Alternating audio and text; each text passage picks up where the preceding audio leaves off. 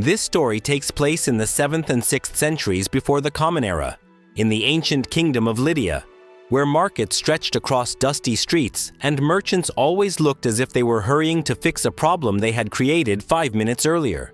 Lydia was lively, wealthy in natural resources, and an important crossroads for trade.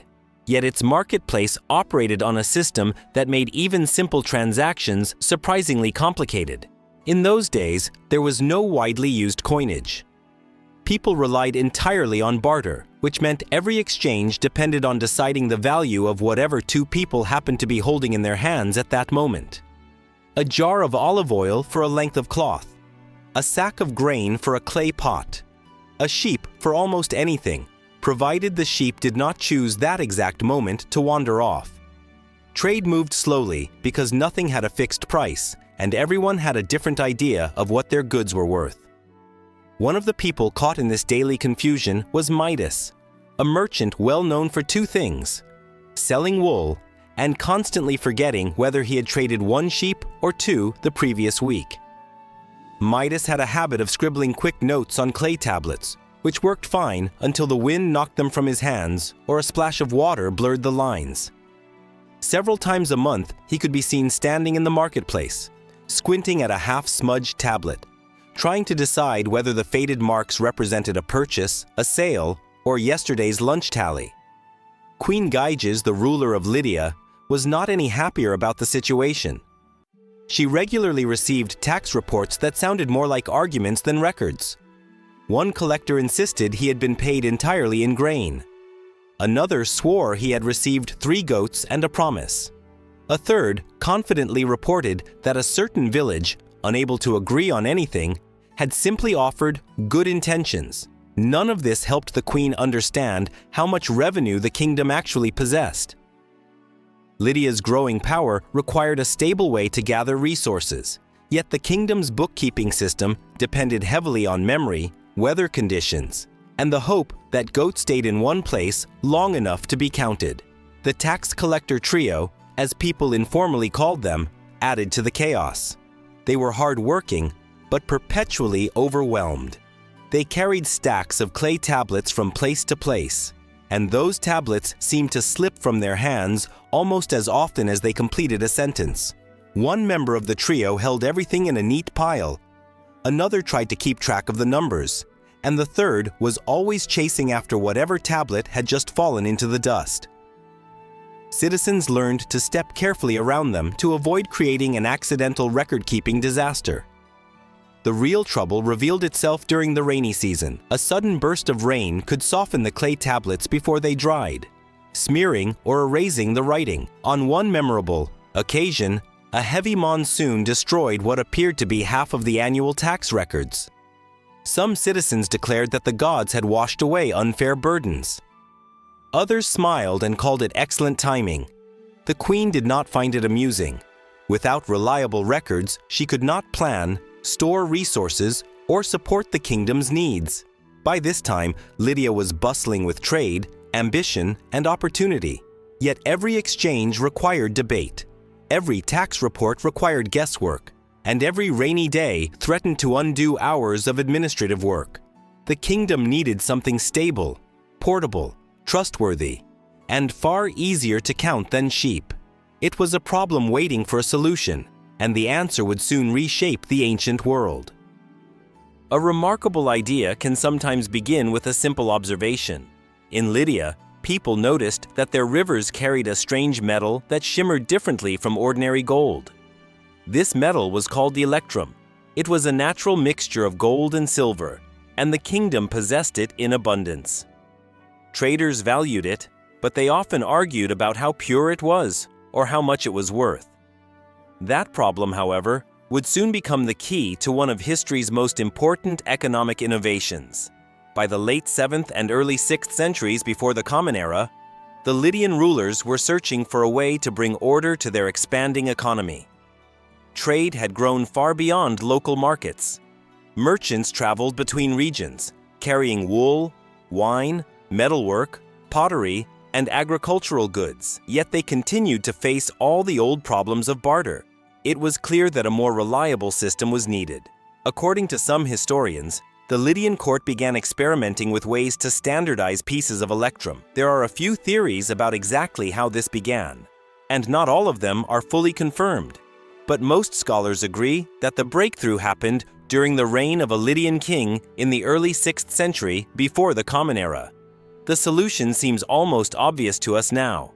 Instead of trading electrum by weight and purity every single time, the metalworkers shaped small pieces of it into consistent, manageable forms.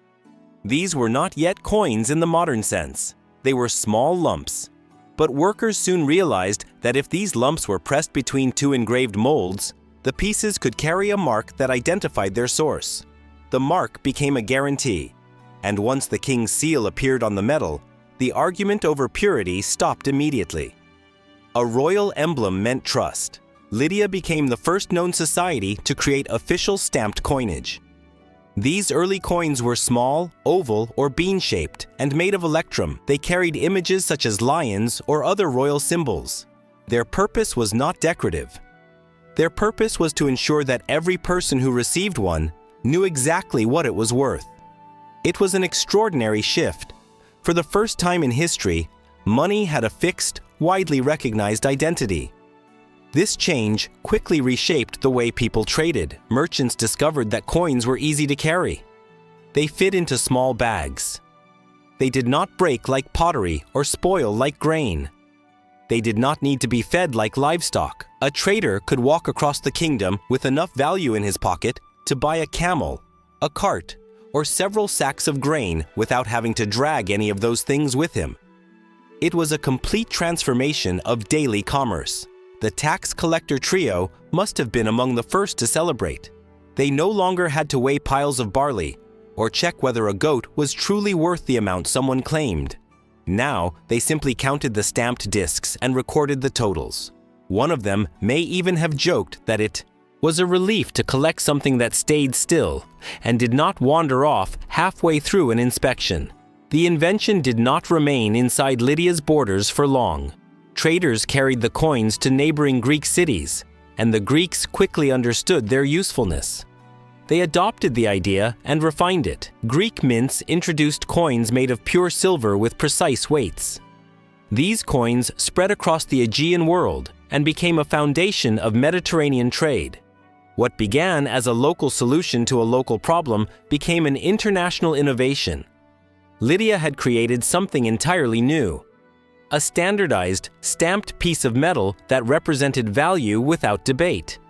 A tool that made trade smoother, taxes clearer, and long-distance exchange far easier. It was a discovery that would soon expand far beyond Lydia, shaping economies for centuries to come. It is remarkable how quickly a small idea can reshape an entire society. Once Lydia introduced stamped electrum coins, life in the kingdom began to change in ways few people could have predicted. What had started as a solution to market confusion soon became a powerful tool that transformed trade, taxation, and economic life throughout the region. The first and most noticeable effect was speed. Markets that once moved slowly now buzzed with new energy. Instead of arguing over the value of grain or the size of a goat, merchants simply exchanged coins. Bargaining still existed because bargaining always seems to survive in any marketplace, but the endless debates over purity, weight, and fairness became far less common. A stamped coin already carried the answer. It declared its identity and its worth. All that remained was the exchange itself. Tax collection improved just as quickly.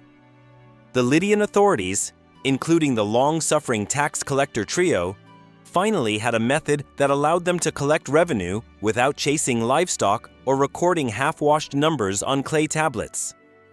Coins could be counted, stored, transported, and checked at the palace. The queen no longer had to decipher confused reports about goats, promises, or ambiguous sacks of grain. She could see the kingdom's income in neat piles of stamped metal. This allowed her court to plan more confidently and to support projects that required consistent funding. Trade beyond Lydia's borders also expanded. Neighboring regions recognized the usefulness of coins that carried a trusted seal. A merchant in another city might not know the person he was trading with, but he knew the emblem stamped into the electrum. Trust became portable. It could travel in a small bag, across a river, or over mountain passes.